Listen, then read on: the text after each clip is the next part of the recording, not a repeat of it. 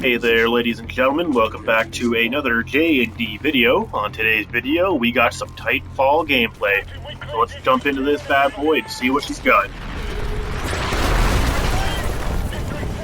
So, I've been playing Titanfall for a bit now, and I've been doing the story campaign. Yes, there is a campaign. The downside to the campaign is it's a lot like Brink. Now, I don't know if many people out there have been playing Brink at all, but I wasn't too much a fan of the gameplay, because the story mode is all online, and you pretty much have to do team deathmatch, pretty much capture a flag, or like a zone barrier thing to play the campaign. And the only time you hear what's going on is when they pop up on a little camera and tell you what's happening, what you've got to do. And you can really understand what they're saying, because you're playing other people, so you're running around trying to stay alive, which I find is very complicated. They don't talk that loud. Now, if y'all noticing the gun I'm using, it's a very amazing gun. I don't know if anyone's done any research on the game or anything, but the gun I'm using is called the Smart Pistol. The Smart Pistol, it pretty much auto-locks onto a target, and it kills them in one shot. You've got to give it time to lock on, which is the hard part, but once it does, they go down pretty much as soon as you pull the trigger. Lock on to about 4 to 5 people. No sign of Barker or McKellen yet. The militia's putting up a hell of a fight in the Harbour District. Chances are they're hiding out in there. As you can tell by the voices, pretty much like you're the army soldier in the game instead of the main character.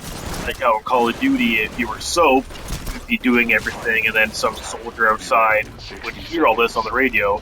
That's pretty much what you're doing now. You're pretty much, like I said, the third party in the game. You don't really get to do much except keep all the people back and don't actually witness what's happening in the story. Hear about it.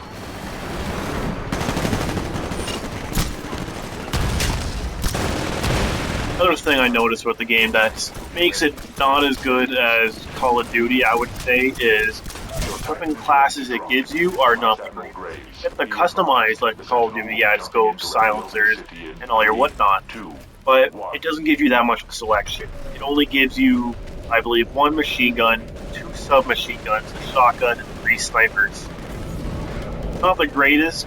It definitely makes the game harder because you're all pretty much going to be using the same weapons. But like in any other game, you got your campers. You got the campers who sit around with machine guns. You got the people who run around with snipers and no scope you like there's no tomorrow. So it still definitely makes the game entertaining, especially when you use a cloak like I'm using now. As you can tell, if I would have stood there and took the time, the Smart Pistol would have locked onto all those targets and took them out. No sign of Barker or McKellen yet. The militia's putting up a hell of a fight in the Harbour District. Chances are they're hiding out in there.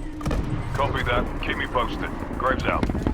Now, a very interesting thing I find about the game, though, is if you lose, then you have to wait for a drop ship to come in, and you have a chance to jump in, and it takes you to safety. If you don't, you die.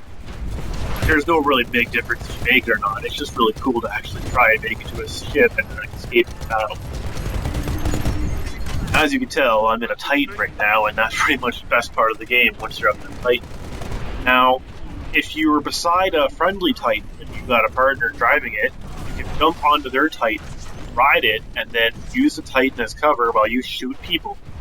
But if you're up at an enemy Titan and you're not in one, you can jump onto their Titan, rip off a back panel, and start shooting at their reactor core and help blow it up faster. Remember, they can easily get out and shoot you down, but if you don't, it's hard. And as you can see, my Titan blew up, which sucks. But as you're close to blowing up, you rapidly press X, and it shoots you about 40 feet, not feet, stories in the air. It's pretty badass, and when they're up there, you can do a quick plan out to what you want to do.